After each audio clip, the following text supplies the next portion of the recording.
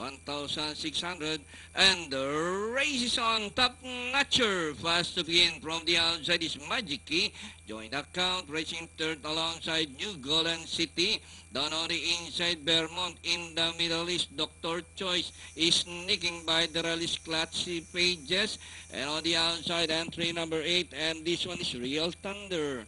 It's now Magic Key, Top Notcher as they round the 3/4 mile distance. Magic Key by some 3 lengths. Top Notcher. Vermont is running by the rail. Running in fourth is Joint Account. Alongside fifth is New Golden City. Running by the rail is entry number 9, Dr. Choice. Forever Young. Down on the inside, Classy Pages.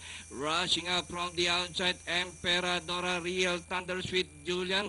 And 7-8 pound per pound is running in 13th. Magic Key, Top Notcher, Vermont, New Golden City, Joint Account, joining them, and running in 6 is entry number 9, and this one is Dr. Choice.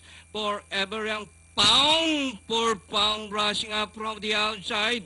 The lead is taken over now by Top Notcher, Vermont, New Golden City. Pound for pound is coming into the picture as the action swing towards the long right stretch run with Top Notcher the leader, followed by Vermont. Pound for pound is on the further outside, but still Top Notcher racing away now by some 3 lengths. Pound for pound is now running in second. Vermont and nearing the finish line. JB Guse on Top Notcher. Second, 7-8 pound for pound. Third, Forever Young, Vermont. 7, Joint Account, New Golden City for your Super sa East.